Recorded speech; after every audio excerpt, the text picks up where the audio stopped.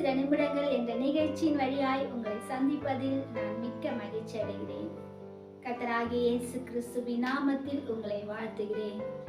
இந்த நாள் கர்த்தர் நம்மோடு கூட பேசுகிற வார்த்தை என்னவென்றால், ஏசாயா 51ஆம் அதிகாரத்தில் 3வது வசனத்தில் கர்த்தர் சீயோனுக்கு ஆறுதல் செய்வார் என்ற வார்த்தை. ஆம், கர்த்தர் சீயோனுக்கு ஆறுதல் செய்வார் என்று இங்கு நாம் வாசிக்கிறோம். நம்முடைய தேவன் ஆறுதல் செய்கிற தேவனாயிருக்கிறார். இந்த உலகத்துல இருக்கிற தெய்வங்கள், உலகத்தார் எல்லாரையும் பார்க்கிலும் நம்முடைய கர்த்தராகிய இயேசு கிறிஸ்து மிகவும் பெரியவராயிருக்கிறார். அற்புதங்களையும் அடையாளங்களையும் அவர் செய்கிற தேவன். அற்புதங்களை செய்கிற தேவன். அடையாளங்கள் என்பது நாம் பார்க்கும்போது இயற்கைக்கு அப்பாற்பட்ட காரியங்கள் தான் அடையாளங்கள் என்று சொல்வார்கள். அவ்விதமான அடையாளங்களையும் கர்த்தர் செய்ய வல்லமை உள்ளவராயிருக்கிறார். இன்னைக்கு நிறைய பேர் ஒரு வீட்டில் ஏதாகிலும் ஒரு காரியம் நிகழ்ந்து விட்டால் அவர்களை பார்த்து என்ன சொல்வார்கள்? ஒரு 4 ஆறுதலான வார்த்தைகளை சொல்லிவிட்டு வந்து விடுவார்கள். அது அவர்களுக்கு ஆறுதலாய் இருக்கும் என்று. மனிதர்களாகிய நம்மால் ஆறுதலான வார்த்தைகளை சொல்லதான் முடியும். ஆனால் நம்முடைய தேவனாகிய இயேசு கிறிஸ்துவோ ஆறுதல் செய்கிற தேவன்.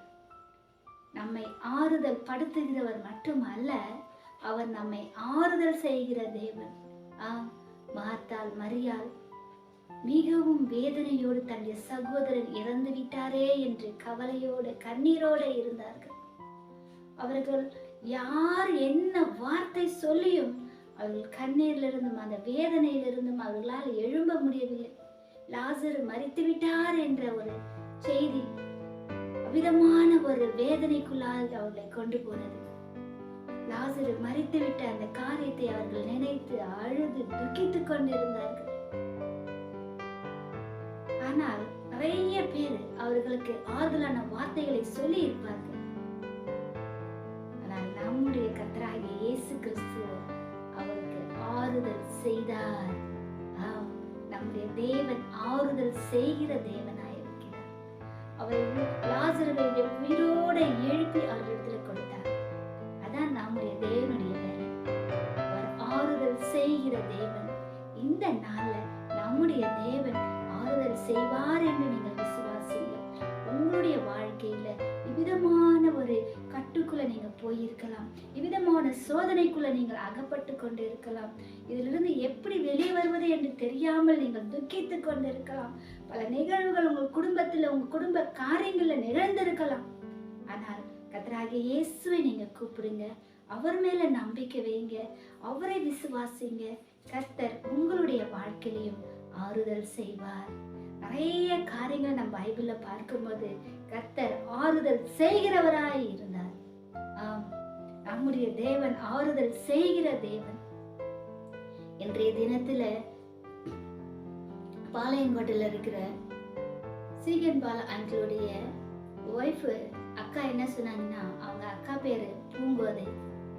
அவங்க ஒரு டாக்டரா இருக்காங்க. அக்கா என்ன பண்ணுவாங்க, அங்கிள் சுவிசேஷ பிரதிகளை கொடுத்து டிராக்ஸ் ஊழியம் நிறைய செய்வாங்க. பல வருடங்களாய் அவர்கள் செய்து கொண்டு வருகிறார்கள். நிறைய டீமை கொண்டு போய் அவர்கள் எல்லாரையும் கூட்டி தமிழ்நாடு காஸ்பல் டீம்னு சொல்லி உருவாக்கி அதை பல வருடங்களாய் சக்சஸ்ஃபுல்லாய் அவர்கள் செய்து கொண்டு வருகிறார்கள். அவர்களோடு நாங்களும் இணைந்து செய்வோம். கர்த்தர் எங்களுக்கு கொடுத்த பெரிய பாக்கியமாய் நாங்கள் அதை கருதுவோம்.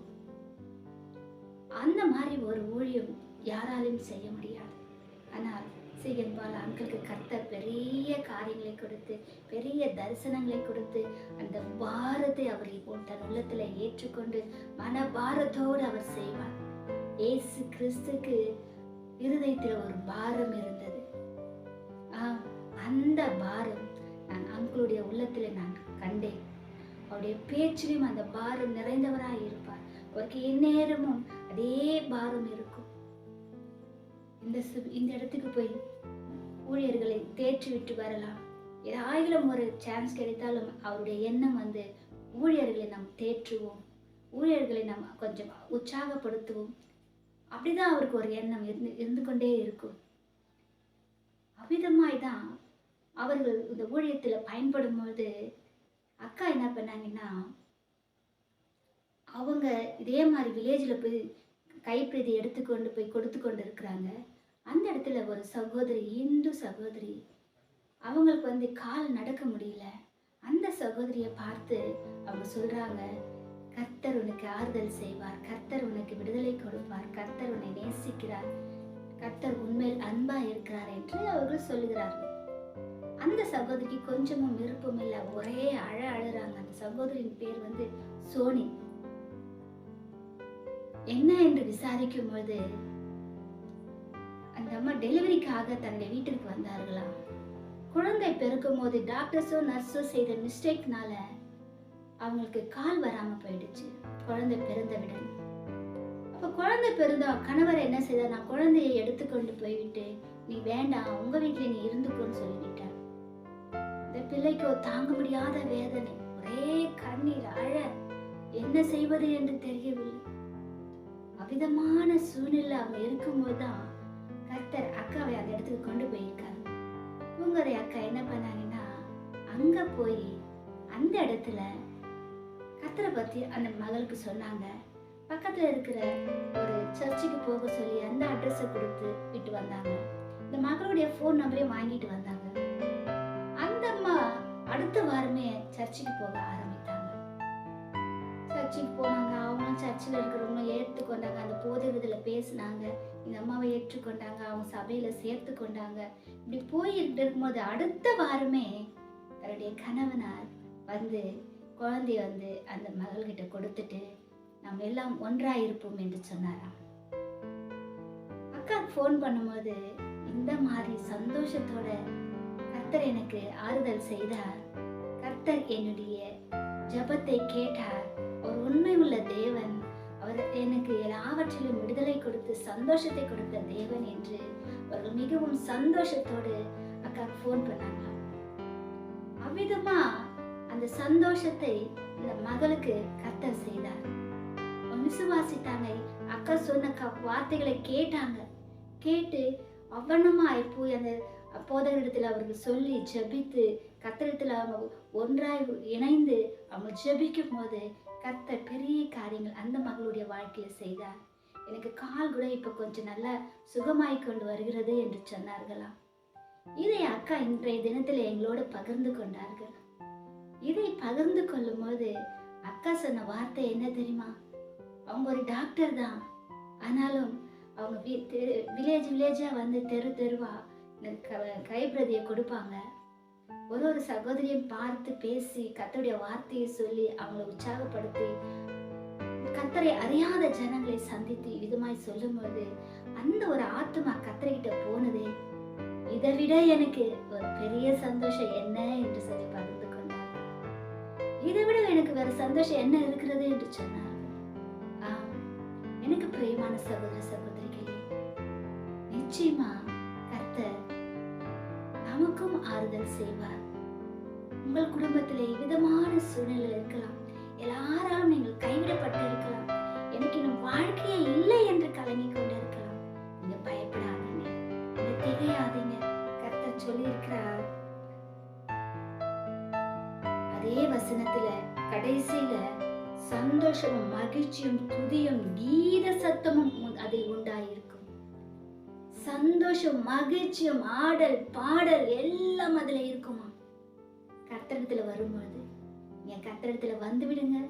கர்த்தர் உங்களுக்கு ஆறுதல் செய்கிறவர் மட்டுமல்ல, உங்கள் கண்ணீரை துடைத்து உங்கள் கவலையிலிருந்து விடுதலை கொடுத்து எல்லா போராட்டங்களிலும் கர்த்தர் உங்களை விடுதலையாக்கி சந்தோஷத்தினாலும் சமாதானத்தினாலும் மகிழ்ச்சினாலும் நிரப்புகிற தேவன் நம்முடைய தேவனாய் இருக்கிறார். எனக்கு பிரியமான சகோதர சகோதரிகளே, இந்த நாள்ல கர்த்தர் மேல முழு விசுவாசம் வைங்க, நம்பிக்கை வைங்க. இயேசு கிறிஸ்து பெரிய காரியங்களை செய்கிறவர். அவரால் செய்யக்கூடாத காரியம் என்று ஒன்றும் கிடையாது. ஆகையால் நீங்க கர்த்தர் மேல விசுவாசம் வைங்க. உலகத்துல இருக்கிற நாம ஜனங்கள், சொந்தக்காரர்கள், சொந்தங்கள், ஃப்ரெண்ட்ஸ்னா எல்லாருமே சரி, ஆறுதலான வார்த்தைகளை சொல்லதான் முடியும். ஆனால் ஆறுதல் செய்கிறவர் நம்முடைய தேவன் ஒருவர் தான். உலகத்துல யாராலும் நமக்கு ஆறுதல் செய்ய முடியாது. ஐயால் நம்முடைய தேவன் ஆறுதல் செய்கிறவராய் இருக்கிறார். நீங்கள் விசுவாசித்து அவரை ஏற்றுக்கொள்ளுங்க. முழு மனதோடு நீங்க இயேசுவை ஏற்றுக்கொள்ளுங்க. கர்த்தர் உங்களுடைய வாழ்க்கையிலும் பெரிய காரியங்களை செய்வார். என்னோடு இணைந்து ஜெபிப்பீர்களா? சோத்ர ஆண்டவரே, சோத்ரப்பா, உம்மை துதிக்கிறோம், உம்மை ஸ்தோத்திரிக்கிறோம். மகா உன்னதங்களில் வாசம் செய்கிற எங்கள் அன்பின் பரலோக பிதாவே, உம்மை துதிக்கிறோம் அப்பா. அப்பா, உமக்கு நாங்கள் நன்றி செலுத்துகிறோம். மகிமை உள்ள தேவன் நீர் அப்பா, மகத்துவங்கள் நிறைந்த தேவன் அப்பா, உம்மை துதிக்கிறோம் ஆண்டவர், உம்மை ஸ்தோத்தரிக்கிறோம் அப்பா. சத்துவமுள்ள தேவன் ஆண்டவரை, உம்மால் செய்யக்கூடாத காரியங்கள் ஒன்றுமில்லை அப்பா. அற்புதங்களையும் அதிசயங்களையும் செய்கிறவர் ஆண்டவரே, அடையாளங்களை செய்கிற தேவன் ஆண்டவர். இந்த நாள் அப்பா உமையே நோக்கி பார்க்கிறோம் அப்பா. என்னோடு சேர்ந்து ஜெபிக்கிற ஒவ்வொரு பிள்ளைகளையும் என் தேவன் இந்த நாள் அப்பா நீங்க தொடுங்க அப்பா. இவ்விதமான காலகட்டத்தில் இருக்கிற பிள்ளைகள் அப்பா, இவ்விதமான சோதனைகள்ல அகப்பட்டு இருக்கிற பிள்ளைகள் அப்பா, எனக்கு உதவி செய்வார் யார் உண்டு என்று கலங்கி கொண்டிருக்கிற பிள்ளைகள் அப்பா, நீ தயவாய் இறங்குங்க அப்பா. விதமான பிள்ளைகளுக்கு ஆண்டவர் நீர் ஆறுதல் செய்கிறவர் என்று அப்பா, நீங்கள் கர்த்தாவை பெரிய காரியங்களை செய்து அப்பா, நீர் உண்மை உள்ள தேவன் என்று காண்பீங்க ஆண்டவர். உம்மால செய்யக்கூடாத காரியம் ஒன்றும் இல்லை என்று ஜனங்கள் அறிந்து கொள்ளத்தக்கதான அப்பா, உம்முடைய நாமம் மகிமைப்படத்தக்கதான காரியங்களை செய்யுங்க ஆண்டவர். அப்பா, தயவாய் பிள்ளைகளுக்கு விடுதலை தாங்க. சோதனையில ஆண்டவரை மூழ்கி கொண்டு இருக்கலாம். விதமான காரியங்களிலிருந்து யார் என்ன விடுவிப்பார் என்று கலங்கி கொண்டிருக்கலாம். அவிதமான பிள்ளைகளை தொடுங்க அப்பா. அவிதமான பிள்ளைகளை ஆண்டவரே நீர் நினைத்தருளுங்க ஆண்டவரே. அப்பா, அவிதமான பிள்ளைகளுக்கு ஆண்டவரே பெரிய விடுதலை தாங்க.